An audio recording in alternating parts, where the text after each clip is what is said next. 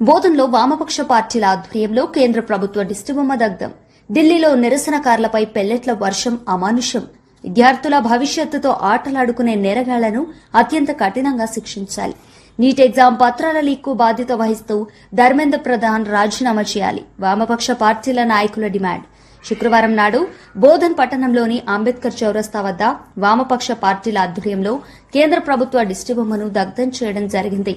ఈ సందర్భంగా CPI mass line Bodhan division సహాయ కార్యదర్శి B Mallesh, CPI new democracy division నాయకులు పుట్ట వరదయ్యలు మాట్లాడుతూ దేశ రాజధాని ఢిల్లీలో జంతర్ మంతర్ వద్ద నుండి పార్లమెంటు వరకు కాక్రోజ్ జనతా పార్టీ ఆధ్వర్యంలో విద్యార్థులు, యువకులు శాంతియుతంగా ప్రజాస్వామ్య పద్దతిలో ప్రదర్శనగా వెళితే వారిపై లాఠీలతో వాయుతో దాడి చేయడమే కాక నిరసనకారులపై అత్యంత అమానుషంగా అంతర్జాతీయ చట్టాలను ఉల్లంఘిస్తూ పెల్లెట్ల వర్షం కురిపించారని, ఇది దుర్మార్గమైన చర్య అని ఖండించారు.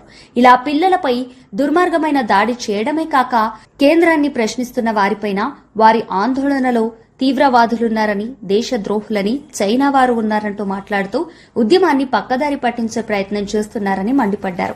నీట్ ఎగ్జామ్ లీక్కు బాధ్యత వహిస్తూ కేంద్ర విద్యాశాఖ మంత్రి ధర్మేంద్ర ప్రధాన్ వెంటనే రాజీనామా చేయాలని, లేకుంటే కేంద్రమే భర్తీ చేయాలని డిమాండ్ చేశారు. దేశ పౌరులకు రాజ్యాంగం కల్పించిన నిరసన తెలిపే హక్కును కాలరాస్తూ అవినీతితో కూరుకుపోతున్న బీజేపీ ప్రభుత్వానికి వ్యతిరేకంగా దేశ ప్రజలు ఉద్యమం చేస్తారని హెచ్చరించారు. ఈ కార్యక్రమంలో సిపిఐ మాస్ లైన్ పార్టీ నాయకులు ఎండి ఇర్షాద్, గంగారాం, సిపిఐ పార్టీ నాయకులు గోపి, ఎంసిపిఐ మోసిన్, ఎంసిపిఐయు ఫార్వర్డ్ పార్టీ నాయకులు నాగరాజు మరియు వివిధ పార్టీల నాయకులు, కార్యకర్తలు పాల్గొన్నారు.